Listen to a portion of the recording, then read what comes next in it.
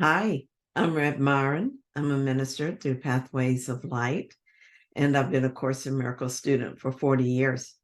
This year, I'm going through the text again. I'm reading it a paragraph or two at a time, asking Jesus for clarity, and then I share what I get in my writing, and that's what we'll be looking at today.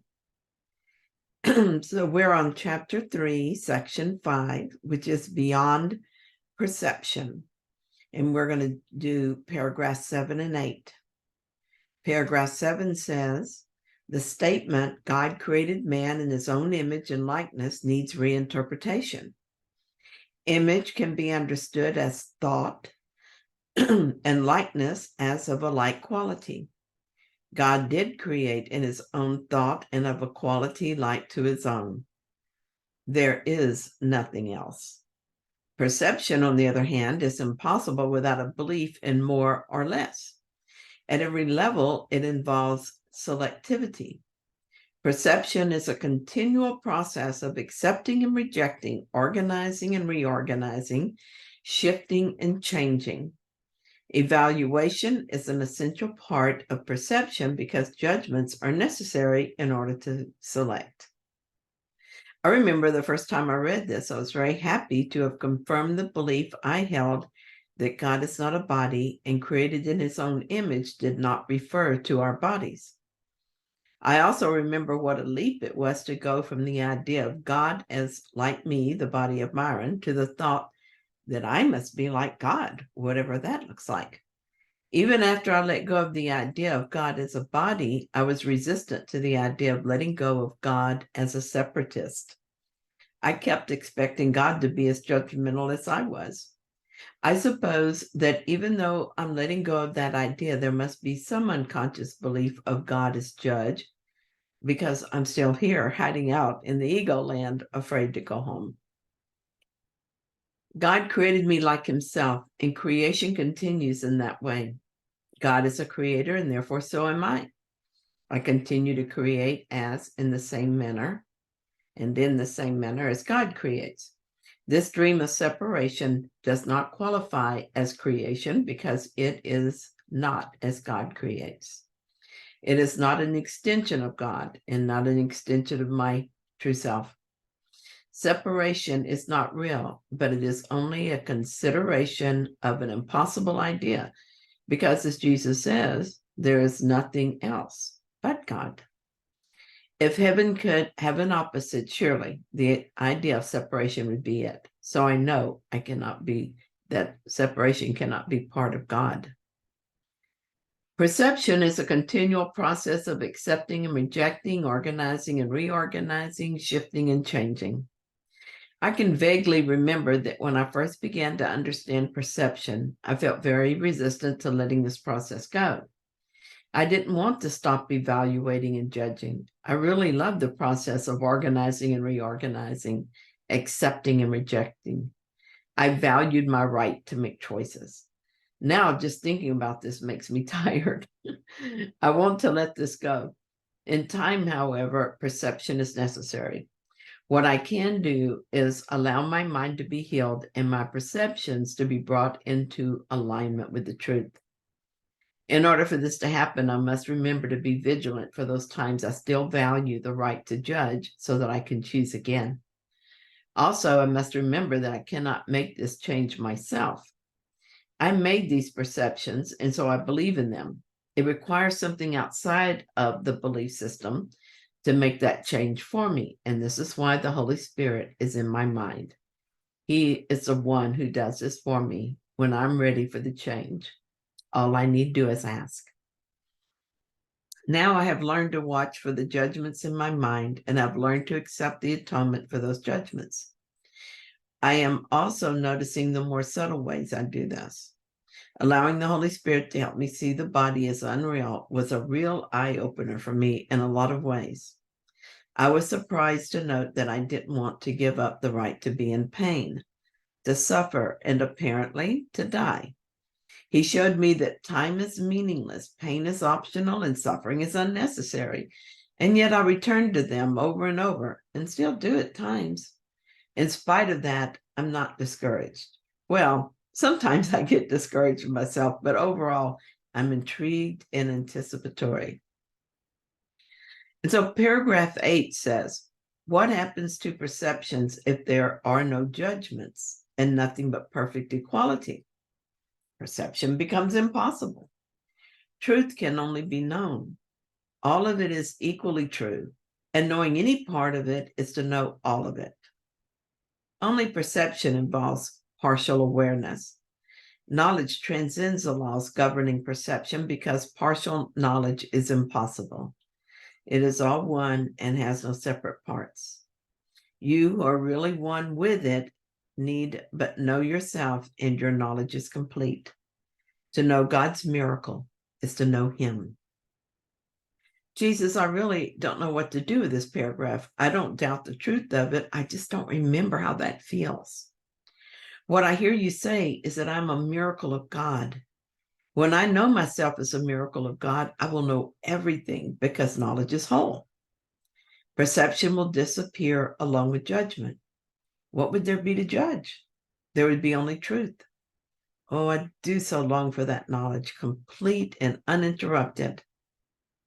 As I write this, part of my mind is on an experience of another day. A few years ago, my mom died of Alzheimer's. I spent several months forgiving our relationship, and mostly that was me forgiving myself for not loving her as well as I could have. It felt like grief, and at first that is what I thought it was. But if it was grief that I had not been a better daughter. During those months, a memory would surface, and I would feel this overwhelming guilt over my behavior, and would then go through the process of forgiveness. Finally, the memory stopped coming, and I felt like it was complete. I thought of Mom, and there was no guilt, only love. Then one day, a different memory surfaced, and it really knocked me off my feet. It was not just a feeling of guilt the memory triggered, but that it was so unexpected, like walking alone, something suddenly hits you from behind and knocks you down. Jesus, the shame and guilt I felt that day and this day as well, the next day as well, are receding, but it is still there. It's hard to think of myself as a miracle of God when I think of myself as a guilty, shameful person. And Jesus said, here's what you can do. Allow the feelings to flow over you. Your resistance to them is all that makes them painful. Your resistance is your fear that the feelings are true and that, as you suspected, you really are guilty. The circumstances that seem to be the source of your feelings are unimportant. You feel guilty, and your mom's story seems to be the reason for your guilt, but it is not. As long as you believe in guilt, you will continue to experience these guilty stories. The stories are not the cause of the guilt. They are the effect of the guilt. You are innocent. You are indeed a miracle of God. I had the thought that there was no guilt and that there was only innocence. I imagined myself saying to a friend that she could not be guilty because she's innocent, and so she could never be guilty. At that moment, I felt the truth of that so strongly, it was hard for me to imagine how she could feel guilty. Then a short time later, this memory surfaced, and I felt so overwhelmed with guilt that I could not imagine innocence. The story of my guilt was a hammer pounding me into the ground. Jesus said, do not be concerned that you have these feelings of guilt. You have the truth in your mind. You also have the separation thought in your mind. The story of your guilt is just a symbol of the separation thought. You have done nothing. All that is happening is that you're looking at both thoughts in your mind. First, you looked at the truth. This causes a fearful reaction in the part of your mind that feels separate from God and feels guilty for that separation. The guilt that felt so drowning was actually your reaction to that fear. Truly, the belief in guilt is your defense against the love of God. It is your defense against the idea that you are a miracle of God. Imagine you're standing on the beach and a tall wave is coming at you. If you become fearful and stand against a wave, it will knock you over. and you will feel like you're drowning. If you sit quietly and let the wave flow over and around you as if you were a rock in its path, it will rush over you and then quickly recede.